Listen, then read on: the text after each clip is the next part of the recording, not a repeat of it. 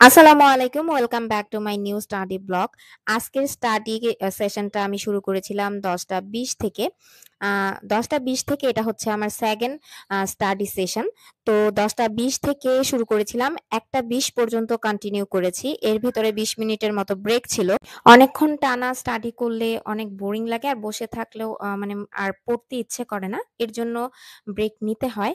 তো আর আমার তো ব্রেক আসলে মানে সেজন্য নিচ্ছিলাম এটা না। আসলে আমাকে উঠতেই হচ্ছিল, কারণ হচ্ছে আমার মেয়ে এই টাইমে এসে আমাকে দেখতে আসে, মা কি করছে? আবার ডাকতে আসে, মা আমাকে একটু এটা করে দাও, সেটা করে দাও। এর জন্য আমাকে উঠতে হয়েছিল, আর 20-25 মিনিটের মতো ব্রেক নিতে হয়েছিল। তো আমি পড়ছিলাম হচ্ছে আন্তর্জাতিক বিষয় বলি। তো আমার আসলে কোচিং এ এক্সাম ছিল। আম টপিক টেস্ট হচ্ছে এখন। তো এখন অনেক পড়া। তো আমি আন্তর্জাতিক বিষয়বলিগুলো পড়ছিলাম। আমার খাতাতেও কিছু নোট করা রয়েছে। বই থেকেও পড়ি, আবার হচ্ছে শিট দেখেও পড়ি। কারণ ৩ টা মিলিয়েই পড়ি। আন্তর্জাতিকের শিটটাও একটু এলোমেলো, বইয়ের পড়াগুলো আমার কাছে মনে হয় এলোমেলো, মানে গোছানো নাই। তো সব বইয়ে মানে মোটামুটি গোছানো। সব আমার কোচিং থেকে যে শিটগুলো দিয়েছে সেখানেও মোটামুটি পড়া গুছিয়ে দেওয়া। বাট এই আন্তর্জাতিক বিষয়বলির যে পড়ার ধাপটা, এটা অনেকটা এলোমেলো। এর জন্য আমি আমার মানে খাতার নোট দেখে পড়ছিলাম। আর বই থেকেও পড়ছিলাম, যে আবার কিছু জিনিস আছে যে বইতে নেই, একদমই নেই। সেটা আবার নেট থেকে বিভিন্নভাবে জোগাড় করে খাতায় লিখে রাখতে হয়। কারণ হচ্ছে আন্তর্জাতিক বিষয় মানেই হচ্ছে সাম্প্রতিক কি হচ্ছে না হচ্ছে সেগুলোও আন্তর্জাতিকের ভিতরেই থাকে। তো এর জন্য আর মানে ২-১ টা ভিডিও ক্লিপ আমার অন্য দিনেরও ছিল, সেটাও আমি এড করে দিয়েছি। তো সব মিলিয়েই মানে এই টাইমটাতে আমি যেই পড়াটা পড়েছিলাম, সেই ভিডিও ক্লিপটাই জুড়ে দিয়েছি। এছাড়া আর কিছুই না।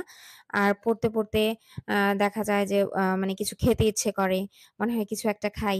তো দেখলাম যে জুস রয়েছে। এটা আমাদের এইখানের বানানো এক ধরনের জুস। মানে আ খুবই খেতে খুবই ভালো। আমি কি বলব, খুবই ভালো। আপনি যেকোনো ধরনের জুস খেতে চাইবেন, তিনি বানিয়ে দেয় একদম। তো এটা এনে রেখেছিলাম। তো খেতে পড়তে ভালো লাগছিল না, তাই ভাবলাম একটু খাই। আবার দেখা যায়, আমি আরেকটা কথা বলি, সেটা হচ্ছে নতুনদের আ নিয়ে একটা কথা বলব, যারা একদম নতুন, মানে একাডেমিক পড়াশোনা এখনো শেষ করেন নাই।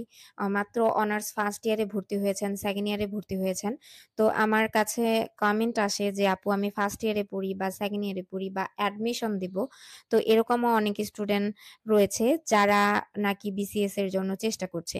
তো আমি বলব, যারা ফার্স্ট ইয়ারে, সেকেন্ড ইয়ারে পড়েন, তাদের এই মুহূর্তে বিসিএস এর প্রিপারেশন নেওয়াটা খুব দরকার বলে আমি মনে করি না। এটা আমার পার্সোনাল মতামত।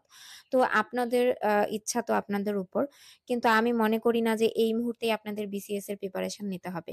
কারণ হচ্ছে, আপনি যদি একাডেমিক পড়াশোনায় ভালো রেজাল্ট আনতে না পারেন, আপনার রেজাল্ট যদি ভালো না হয়, হ্যাঁ? তাহলে কিন্তু আপনি কোথাও এপ্লাই করতে পারবেন না। আর আপনার ন্যূনতম 2 পয়েন্ট তো পেতে হবে। হ্যাঁ? ন্যূনতম 2nd ক্লাসের ভিতরে আপনাকে থাকতে হবে। তাহলে আপনি আবেদন করতে পারবেন। 3rd ক্লাস বা ৩য় শ্রেণী যখনই চলে আসবে, তখন কিন্তু আপনি বিসিএস এর জন্য আবেদন করতে পারবেন না। অন্য চাকরিতেও আমার মনে হয় না যে ৩য় শ্রেণীর কোনো স্টুডেন্টকে তারা আবেদনের সুযোগটা দিয়েছে বলে। এরকম কিছু একটা। তো এরকম কিছু নেই। তাই আমি বলব একাডেমিক পড়াশোনায় মনোযোগ দিতে। কারণ হচ্ছে, আপনি যেই কাজটা করবেন সেটা পুরোপুরি ফোকাস দিয়ে করবেন।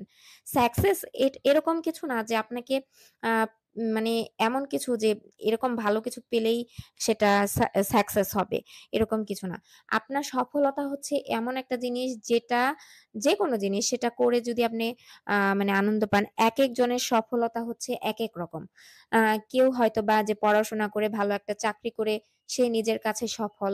কেউ হচ্ছে মানে ভালো জায়গায় বিয়ে হয়েছে, সবকিছু নিয়ে সে সুখী, সে তার জায়গায় সফল, হ্যাঁ? কেউ পড়াশোনায় খুব ভালো, স্কুল লাইফে ভালো, একদম ক্লাসে টপ করা হচ্ছে আ তার কাছে, সেটা তার কাছে সাকসেস। তো একেক জনের সফলতা একেক রকম।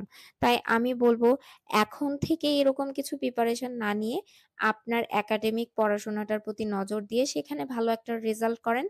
আর যখন আপনি মানে যেকোনো জিনিসের ভিতরে ফোকাস দিতে শিখে যাবেন, ডিসিপ্লিন মেইনটেইন করবেন, কনসিস্টেন্সি থাকবে, তখন কিন্তু আপনার বিসিএস এর প্রিপারেশনটা নিতেও অনেক সুবিধা হবে। কারণ হচ্ছে বিসিএস এ এই কয়েকটা জিনিস অনেক বেশি গুরুত্বপূর্ণ।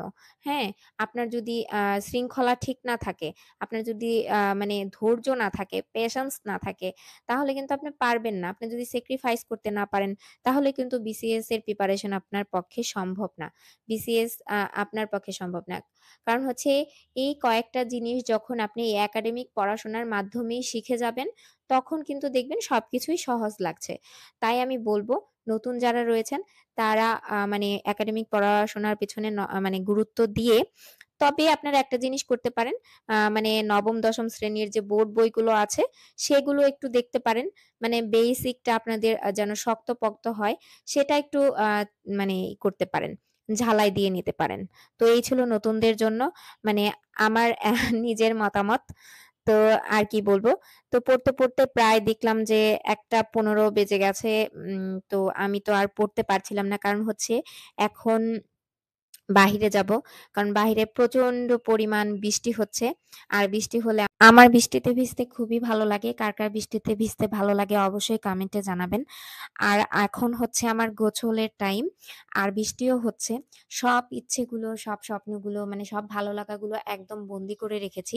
তো এই ভালো লাগার একটা জিনিস মানে সুযোগে পেয়েছি। তো এটা মানে হাতছাড়া করা যাবে না। আর যেহেতু আমার টাইমের সাথে মিলে গেছে, তো এর জন্যই ঝাঁপিয়ে পড়েছি একদম। তবে হ্যাঁ, সব ভালো লাগার জিনিসগুলো এখন বন্দি করে রাখাই ভালো। একসময় হয়তোবা টাইম পাবো এগুলো করার জন্য। মানে যে জিনিসগুলো এখন করছি না, সেগুলো সময় পাবো তো তখন করে নিবো। আর যখন সফল হয়ে যাবো তখন ওই জিনিসগুলো মানে খুব সহজেই করতে পারবো। মানে এখন তো অনেকভাবেই বাধা পেতে হয়। তখন আর এই বাধাগুলো আসবে না আমার মনে হয়। যেখানে ২০-২১ বছর শুধু পড়াশোনাই করেছি, সেখানে কিন্তু এই ১-২ বছর কিছুই না। আর ২০ বছরের পড়ার ফলাফলটাই কিন্তু এখন আমাদেরকে দিতে হচ্ছে।